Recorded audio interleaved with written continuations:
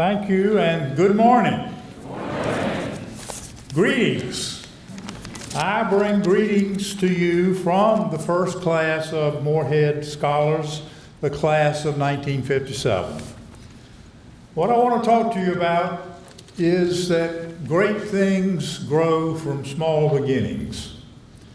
My class came from the uncomplicated generation. A simpler time. A time when in Chapel Hill, only 5,000 students walked a smaller, more intimate campus. A time when Chancellor Robert House began his speeches playing Camptown Ladies on his harmonica. The internet and email were 30 years hence. Freshmen were not allowed cars. Women were scarce. Yet it was a time when small seeds were planted that now flourish like a forest. In 1957, space exploration began with Sputnik. Women first sat in the House of Lords, and today's basketball craze was inaugurated when the Tar Heels, 33-0, won the national championship in Kansas City against Kansas in the first nationally televised college game.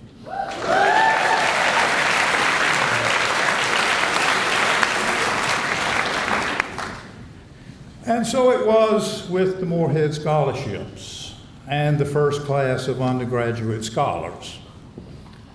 The stipend was $1,250. The trustees said that was quite adequate. There were no summer programs, foreign travel, education abroad, or any frills like that.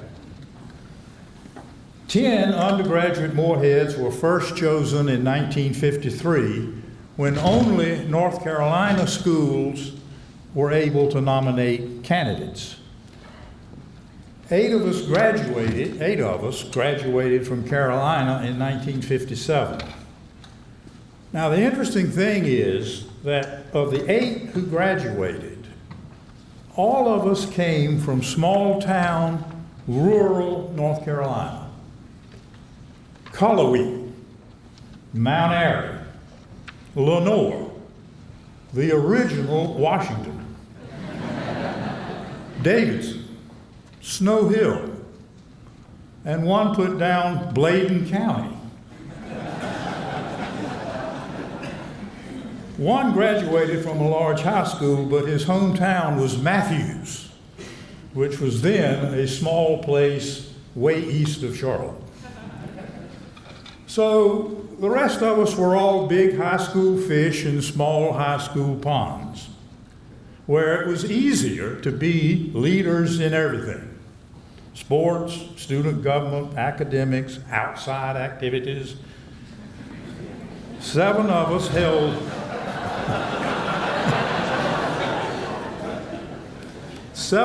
held leadership positions in our local churches. 2 were Eagle Scouts. 1 was a finalist in the World Peace Speaking Contest in Asheville.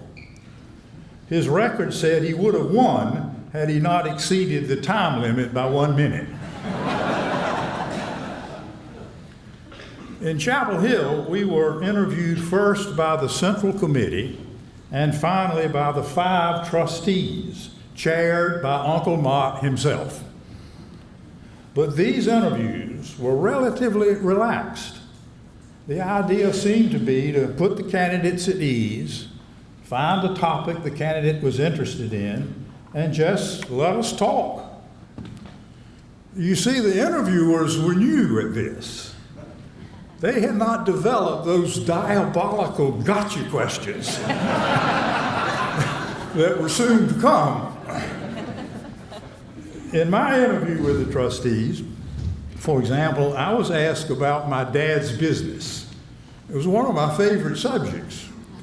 And I told the trustees that his company, Happy Jack Dog Remedies, Happy Jack dog remedy.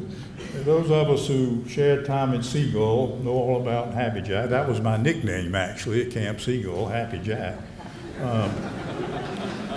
Anyway, I told the trustees that his company, Happy Jack Dog Remedies, made remedial products for dogs.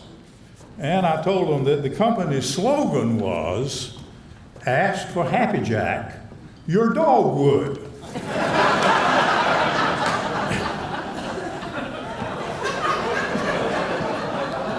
Which was true.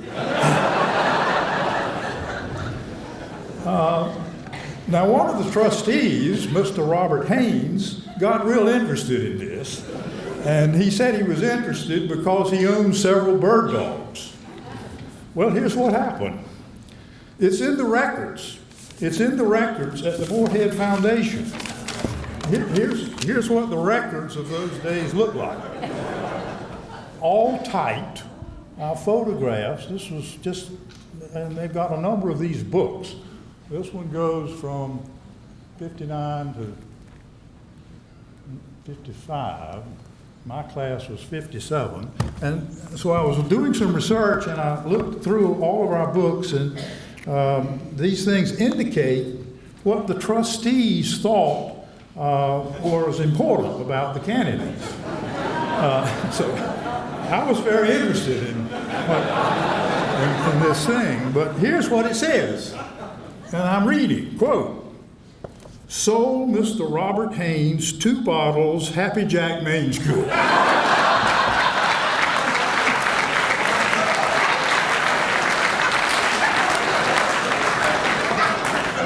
That's what it says.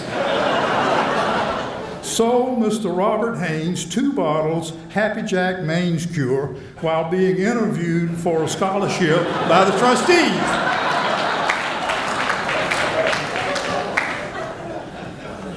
I never saw this until a couple of weeks ago. Now I finally know why I won. Well, how did we do? This first group of undergraduate Moreheads, this group of country boys from North Carolina. Well, Norman Chamberlain earned his doctorate in marine biology from Johns Hopkins, directed the oceanography lab, and taught at the College of Charleston. 2 of us were lawyers. Mebane Pritchett is fondly remembered by many of you. He was the assistant director and then director of the Morehead Foundation for 21 years. Your program has information about me.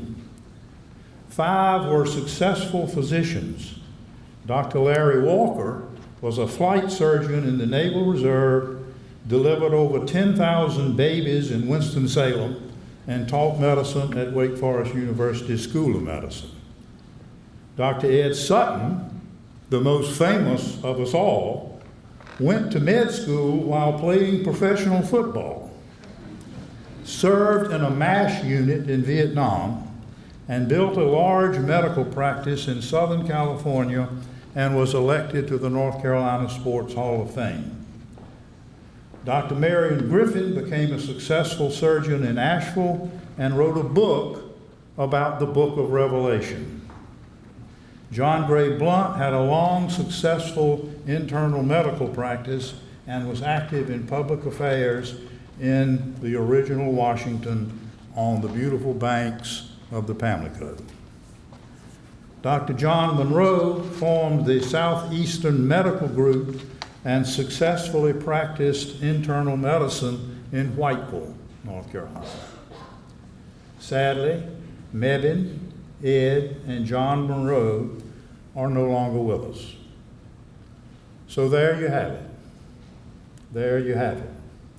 Small beginnings you might say, but as certainly all of us here can attest, truly great things came of it. Thank you.